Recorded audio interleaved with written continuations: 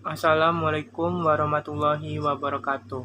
Perkenalkan, nama saya Aditya Feriansa, NPM 2175535. Di sini saya akan menjelaskan laporan arus kas yang diatur di PSAK 2. Definisi laporan arus kas adalah laporan keuangan yang menyajikan jumlah aliran kas yang masuk ke perusahaan atau cash inflow dan jumlah aliran kas yang keluar dari perusahaan atau cash outflow dan perubahannya selama satu periode tertentu.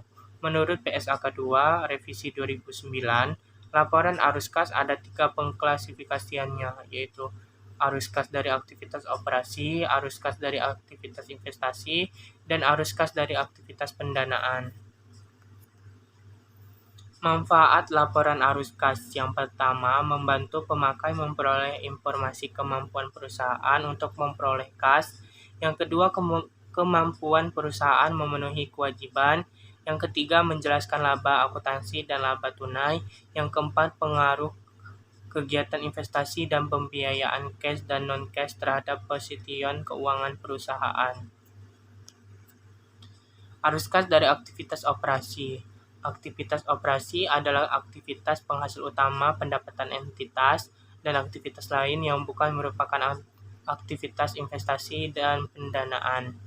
Indikator utama yang menentukan apakah operasi dapat menghasilkan kas untuk melunasi pinjaman dan memelihara kemampuan operasi entitas. Membayar dividen dan melakukan investasi ada dua, yaitu inflow dan outflow.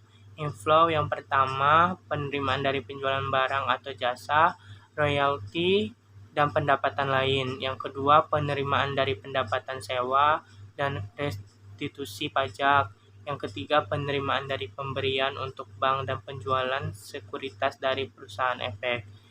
Dari outflow, yaitu pertama, pembayaran kepada pemasok barang dan jasa. Yang kedua, pembayaran untuk karyawan. Yang ketiga, pembayaran klaim asuransi. Yang keempat, pembiayaan biaya operasi. Pelaporan arus kas dari aktivitas operasi.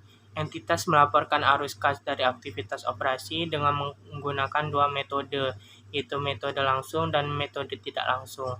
Dianjurkan melaporkan dengan menggunakan metode langsung karena informasinya lebih berguna.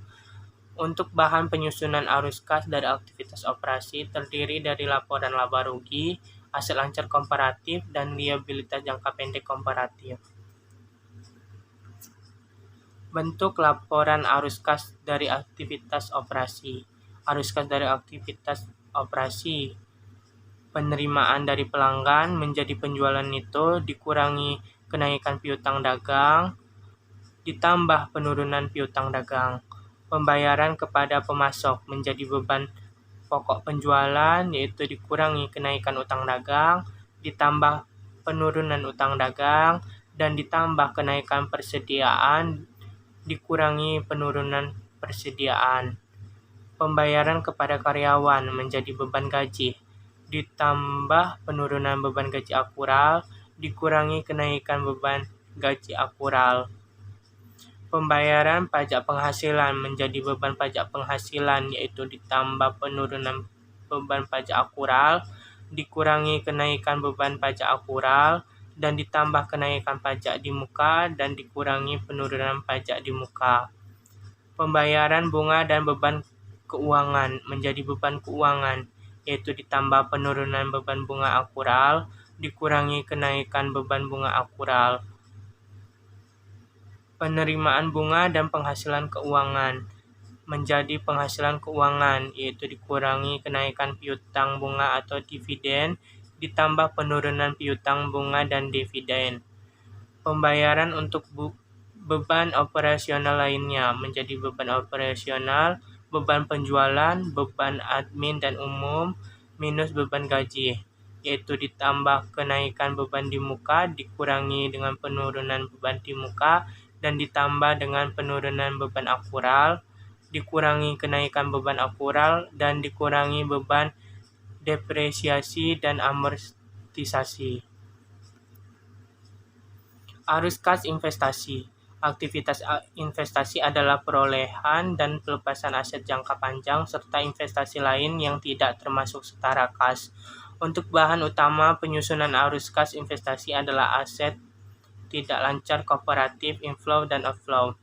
Inflow yaitu pertama penerimaan penjualan aset tetap tak berwujud, dan aset jangka panjang lain. Yang kedua, penerimaan kas dari kontrak futur atau forward fitur untuk pendanaan. Yang ketiga, penerimaan penjualan instrumen utang atau kas selain diperdagangkan. Yang keempat, penerima kas dari pelunasan uang muka dan pinjaman dari pihak lain. Dari outflow, yang pertama pembayaran kas untuk membeli aset tidak tetap, aset tidak berwujud, biaya pengembangan dikapitalisasi. Kedua, pembayaran kas dari kontrak futur, forward, swap untuk aktivitas pendanaan. Yang ketiga, pembayaran untuk membeli instrumen utang atau ekuitas atau ventura selain untuk diperdagangkan. Arus kas pendanaan. Aktivitas pendanaan adalah aktivitas yang mengakibatkan perubahan dalam jumlah serta komposisi kontribusi modal dan pinjaman entitas. Bahan utama penyusunannya adalah liabilitas jangka panjang, komparatif, dan ekuitas komparatif. Dari inflow yaitu satu, penerimaan kas dari penerbitan saham. Yang kedua, penerimaan kas dari penerbitan obligasi, wesel, pinjaman jangka pendek, dan jangka panjang hipotek.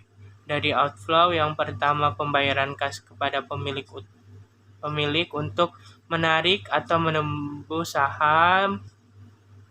Yang kedua, pelunasan pinjaman pembayaran kas oleh lesi untuk mengurangi saldo liabilitas terkait sewa pembiayaan. Bunga dan dividen. Arus kas bunga dan dividen diungkapkan secara terpisah dan diklasifikasikan secara konsisten. Bunga, yang pertama, beban bunga dapat disajikan sebagai arus kas atau arus kas operasi atau pendanaan alternatif. Yang kedua, beban bunga dapat disajikan sebagai arus kas operasi atau investasi alternatif.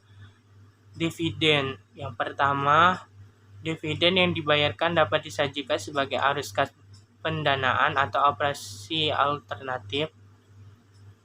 Yang kedua, dividen yang dibayarkan dapat disajikan sebagai arus kas atau pendanaan atau investasi alternatif. Selanjutnya yaitu pajak penghasilan. Arus kas yang berkaitan dengan pajak penghasilan diungkapkan secara terpisah.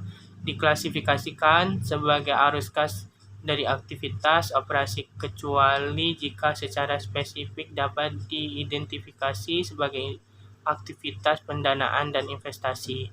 Jika diklasifikasikan secara terpisah, jumlah keseluruhan pajak dibayarkan diungkapkan. Demikianlah yang bisa saya sampaikan.